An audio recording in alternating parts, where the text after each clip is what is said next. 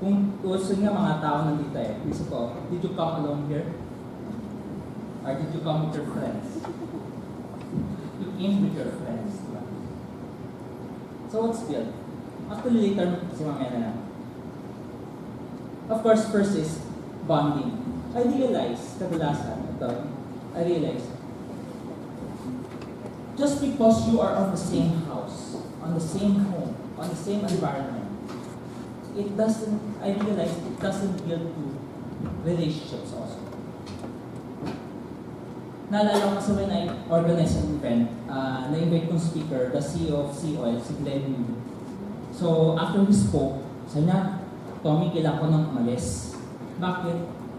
Because may commitment ako. That was a Saturday. Sino may commitment ako? My commitment every Saturday lunch, I will spend time dating my little boys. Kasi may dalawa siyang anak na lalaki, maliit pa, wala akong 10 years old. So he will spend time. He will bring them out to spend time, to bond with them.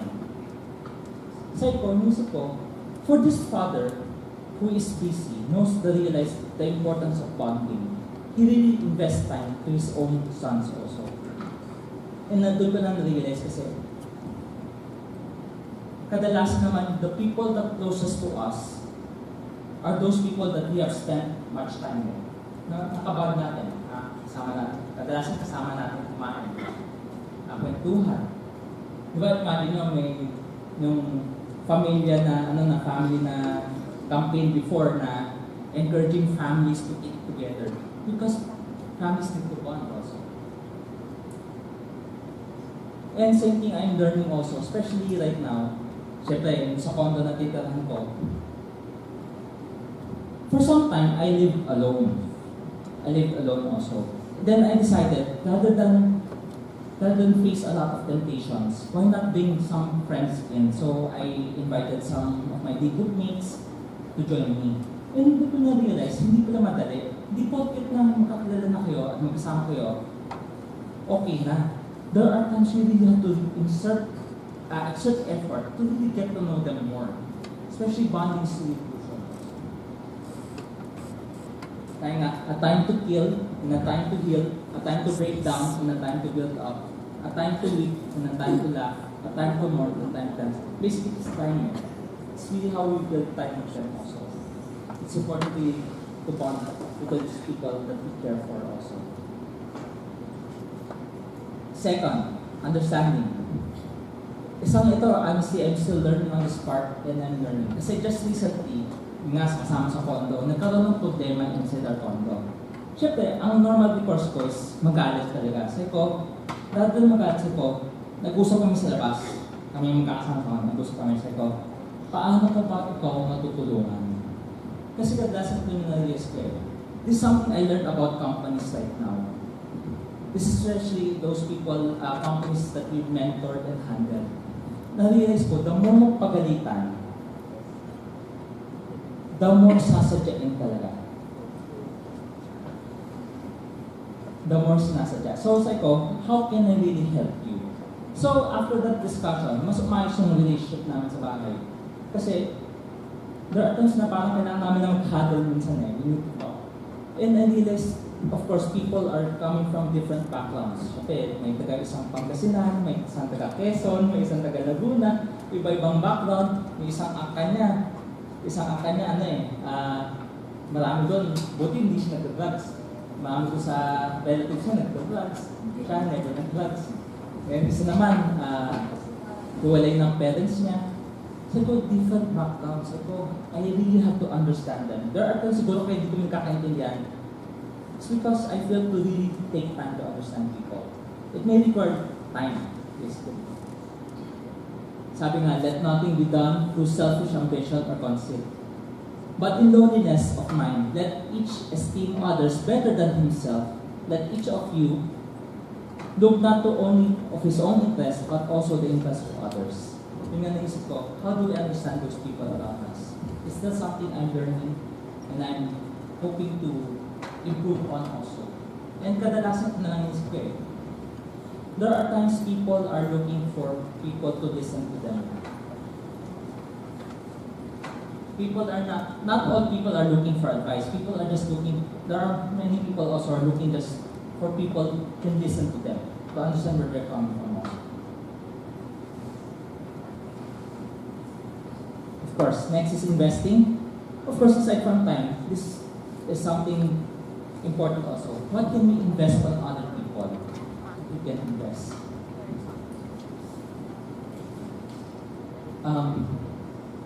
Sa akin, especially I handle companies, especially nakita ko din, nakatulong to I realize the best thing I can do right now for other people is just to encourage them.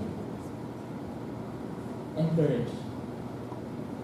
Kasi nakita ko din, honestly, I'm not a good encourager, but I'm still learning that part. But I saw one company that I'm handling, after a year, almost a year, ang laki nang in-improve ng mga tao.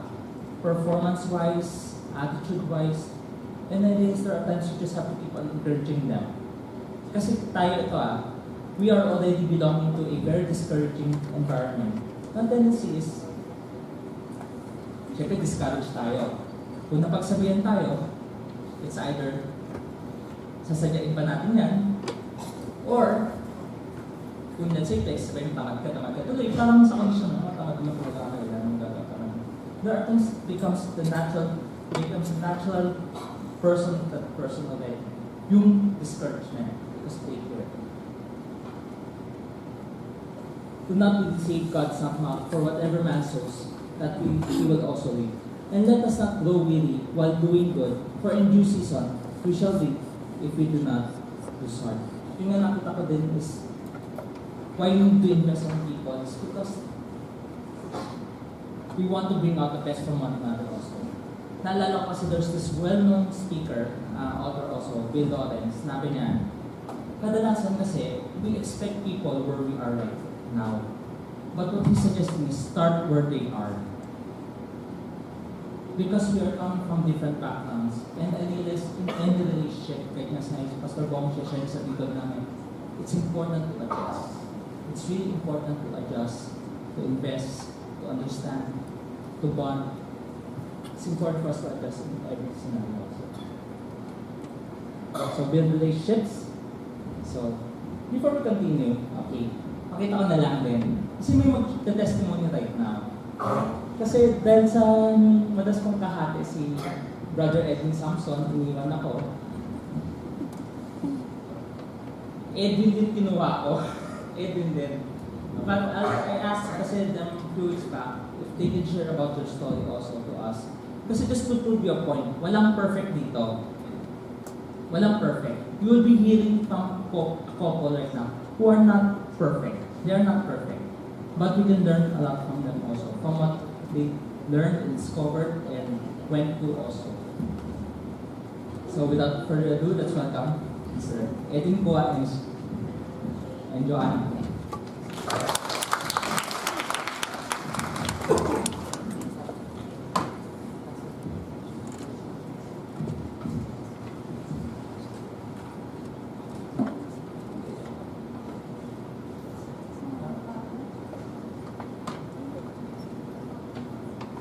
Hi, good afternoon. I'm Edwin, and this is my ex-girlfriend of 6 years, Joanna.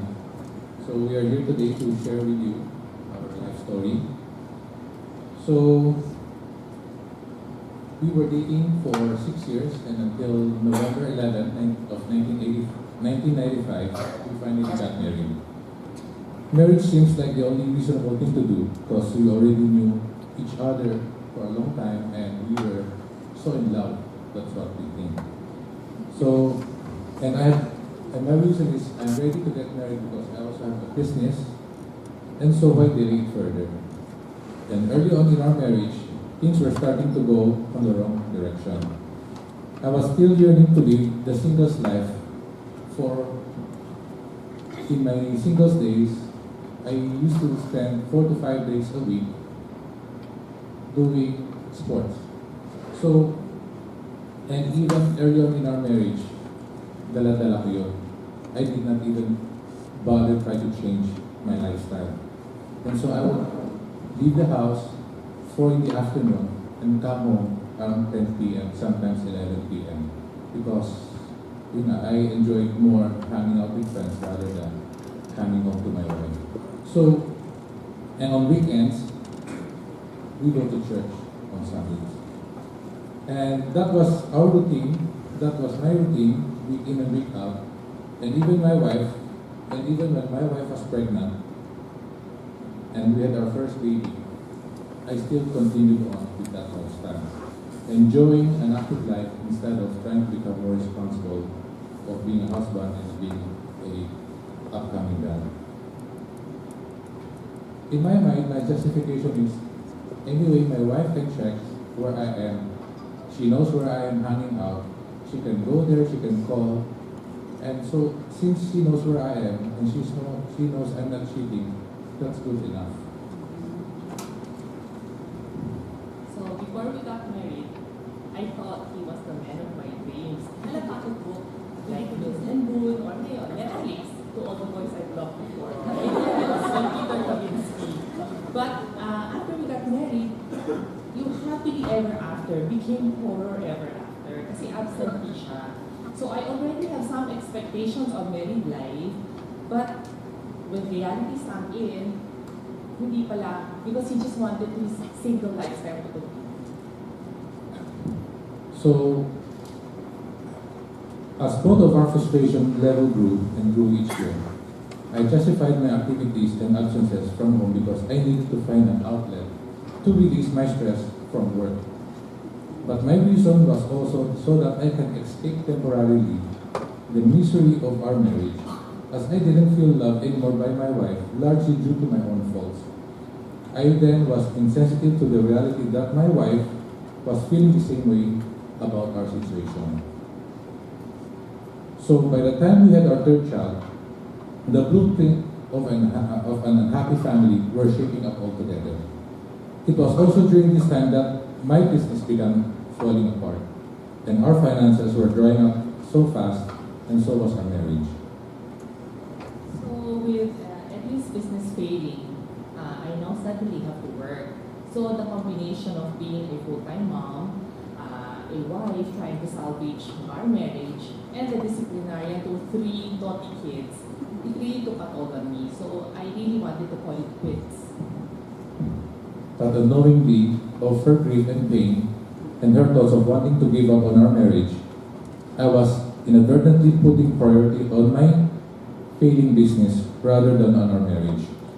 I adamantly asked for her help and support for my failing business, and I was obliging her to help me out in waking up very early in the morning, during weekends especially, so that we could make a good selling on weekend markets, which starts usually at 5 a.m. until 2 in the afternoon. So that my justification so that we can pay our bills on time. And this went on for almost a year. But unknowingly, there was a blessing in disguise through this happening. Since we couldn't attend to our former church worship service on Sunday morning, we were led by God to try out CCF, who at that time, or even until now, had multiple worship services schedules during Sundays. And to our surprise, what we thought we had already figured out everything in Christianity, we realized that we were living on the wrong side of the journey of what God has intended for us to live.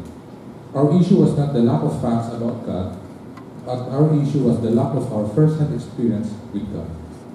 And so we eventually continued attending CCF and started to learn what true Christianity is, and that the reason Jesus came to earth is not to establish another religion, but to have a relationship with his people.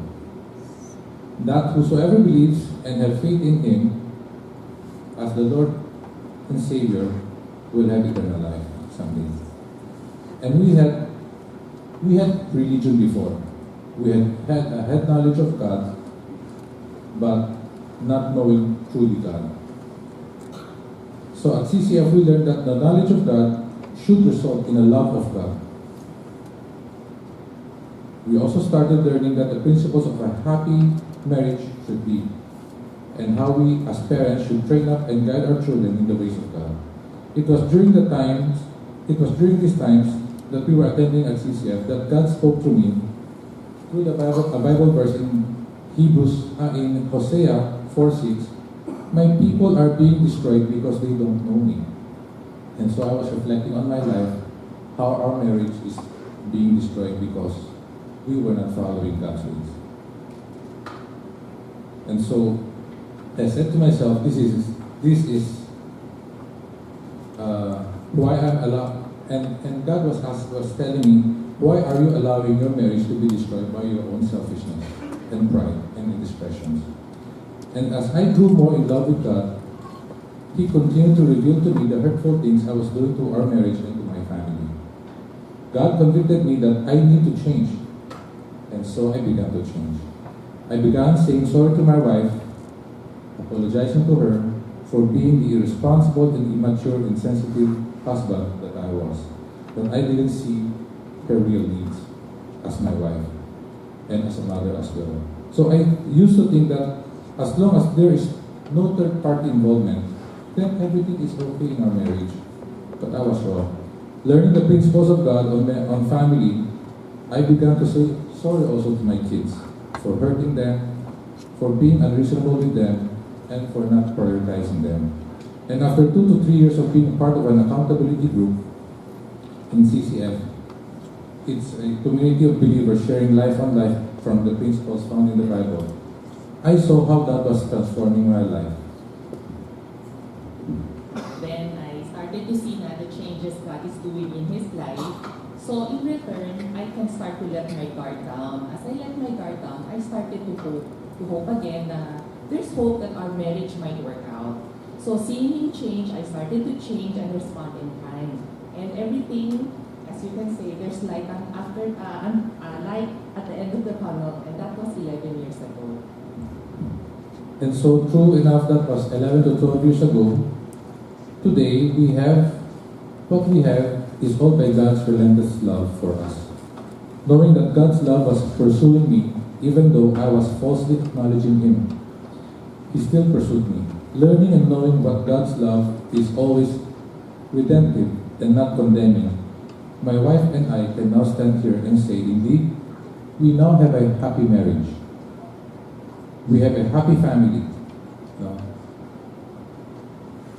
This is the picture of my family when we were still struggling, when our family life was still in misery. And this is now the picture that we have. You could see we didn't just smile for a photo of, but really, deep in our hearts, we started to experience the true joy of marriage and family and relationship. And so, our hurts, our pain, and hang-ups in life has been changed to healing, comfort, and joy and contentment. It's because that now we have a blessed life that we also want others to experience this. This is the reason why we allowed ourselves to stand here before you this afternoon to share our life, even though coming here took us almost 2 hours to be stuck in traffic. And I finally realized the reason why Tomi invited me was because I was the other Edwin of his life.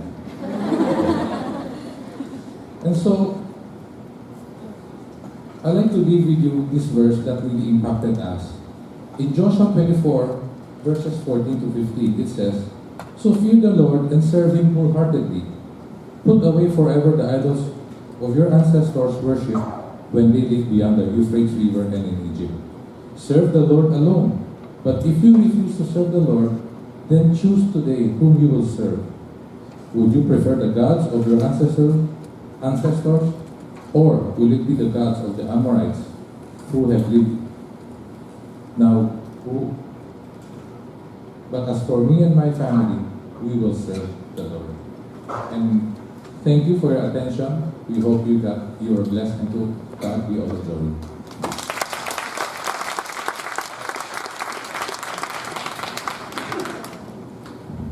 Okay. Siguro yung pakinggan nyo, it's not perfect. No one's perfect. But I believe things can still turn out in the right direction. You're building the relationship strong, you'll never go wrong.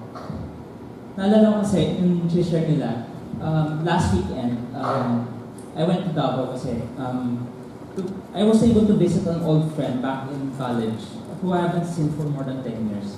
Siyempre, nung nabisita ko siya, they had their first baby. So, kambal, 5-month-old pa lang. Natutuwa ako kasi, they realize how important for them to build that relationship also early. It's really important to build a relationship that very early. Lalo ang hirap eh. Ako nakita ko, ang importance nakita ko na going back to the kanina, there was this particular small group that they joined that helped them in their marriage. I believe also going back yung discuss ni Pastor Bong a few weeks back on the choice of friends, the people that we're with, can really help us also. Choice. Okay? If it's the wrong set of friends, they will give us the wrong set of choices. But at the same time, of course, if there are people that can help us, mas crucial din yun.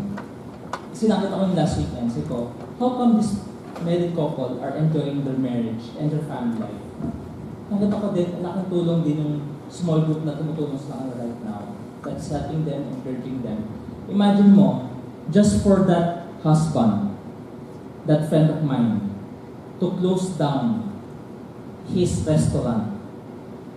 He ventured into online business. Palang sa bahay lang siya nagtrabaho. Nagets ko din why God bless his online business also. Because his desire is to be there for his wife, nasasamahan yung wife niya in raising up their kids right now. And so it's crucial how we adjust with relationships. Pasensya sa food kanina, baka nagutom ko eh. But they're the owners of Uncle George Breads and Pastries eh. Ang nakasabihin kanina eh. But that's their business. Going back, but this I say, who sows sparingly will also reap sparingly, but he who sows bountifully will also reap bountifully. Going back,